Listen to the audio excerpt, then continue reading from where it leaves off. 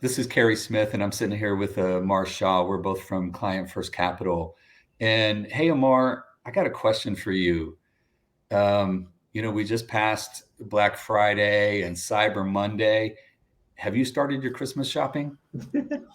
Surprisingly, I haven't.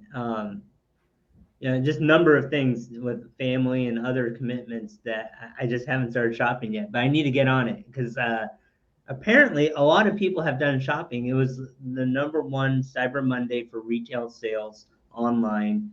An average of like $15 billion worth of merchandise was sold. Um, and it's actually really surprising to me because right now the average consumer is hurting. The average consumer is having two or more jobs. They're impacted by inflation, and yet they're still spending. And when we look at credit card data before Black Friday, it was something like the total credit card debt in the U.S. is 1.1 trillion, and the average credit card interest rate right now is 23.8%. So I'm hoping people are not adding to their credit card balances and further straining their financial situation. What about you, Cary? Well, so I did a little bit of shopping to take advantage of some deals for my wife during Cyber Monday. So I did a little bit. So I'm included in those statistics, making Cyber Monday a successful, at least successful from the retailer's point of view, Uh, right? But one of the things I wanted to talk about today is the importance of creating a budget during the holiday season. This is a time of year that people spend more with their hearts, and because of the season, than they do with their minds and being mindful of how much they're spending. And so it's a really good practice to have a budget for your holiday spending. I looked up some statistics earlier today. About 55% of Americans create a budget for their holiday spending, but of that 55%, only about 60% stick to it, right?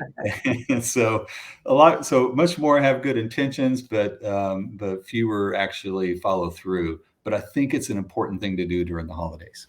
yeah, and so basically, another way of saying that same statistic is 75% of people in the U.S. don't have a budget and don't have a plan on how much they can afford or how much they can spend during the holiday season. Yeah.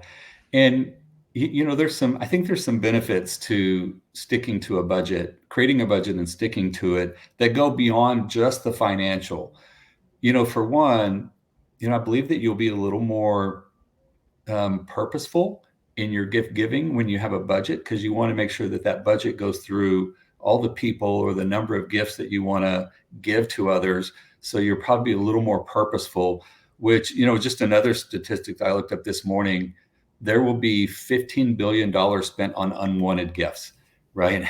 And so, maybe you could not be included in that number just by Yeah, being a little more purposeful.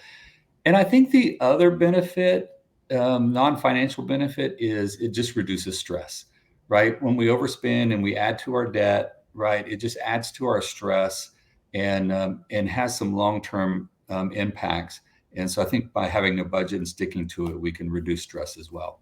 yeah, absolutely. So like one of the things we do with our children is we give them some money to buy gifts for other people, right? And Okay, and right? part of that is it's just a limited dollar amount, right? We're talking about 6 and 8 year olds here. We're not talking about having an unlimited budget. But what I've seen though is that they've become way more resourceful, right? And they add a layer of creativity into the process. So like instead of buying a Christmas card or a holiday card or a Hanukkah card or whatnot, they'll make one with crayons and stuff like that. And Yeah. I think for the person receiving that gift, right, because they're seeing that they can save, $3 or $4 on a card, so then they can use that money elsewhere.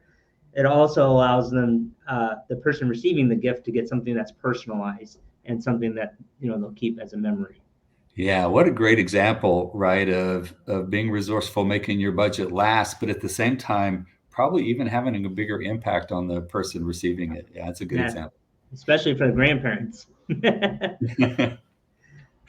Yeah. So, and the second point of creating less stress, I think this is important to kind of think about, not just in the context of the holiday time, but just broader, right? Knowing what you can spend where and having that alignment or your budget aligned to what's important to you and the experiences that you want allows you to feel more confident that you can spend the money that you have on the things that you want to do, right? And on the people that you want through the holiday season. Yeah, absolutely. And you know, for some people, they just, you know, they kind of throw caution to the wind when it comes to spending. But I would say that, you know, when the holidays are over, few feel good about that decision, right? And most of them regret it. But the ones who are more purposeful, I think do feel better about the decision to have a budget, stick to it, and because the holidays are going to pass and the bills are going to come in, and so I think that the things that you can do now to kind of prepare for that are valuable. Yeah. And sometimes, for the individuals that we work with, budgeting is like a second thought, right? It's not Right. like because when you have more than enough resources, then it seems like kind of going elementary to budget. But it's really just prioritizing where do you want those dollars spent, right? And we're not saying to the penny or to the dollar, right? But just have a rough idea, Yeah. and that helps guide you through that process.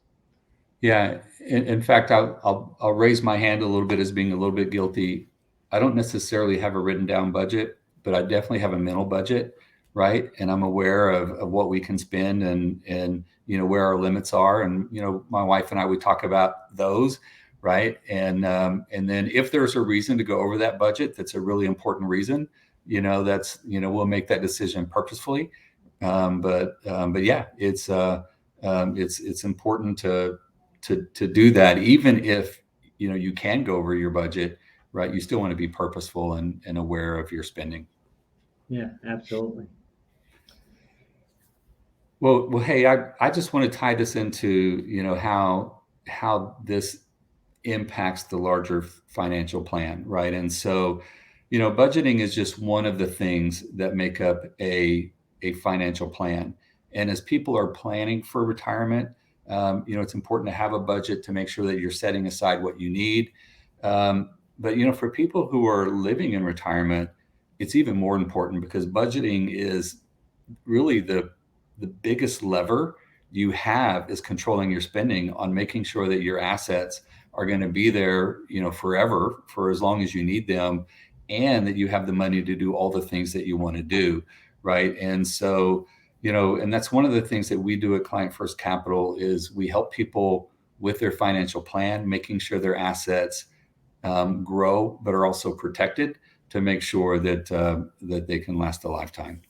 Yeah, absolutely, Cary. And don't forget to like and subscribe and follow us on our website. We have a newsletter that's really helpful. It's only 11 issues once a month, and then we take the month of December off. But a lot of good content there as well. Thank you for watching. Thanks, everyone. See you, Mar. Bye.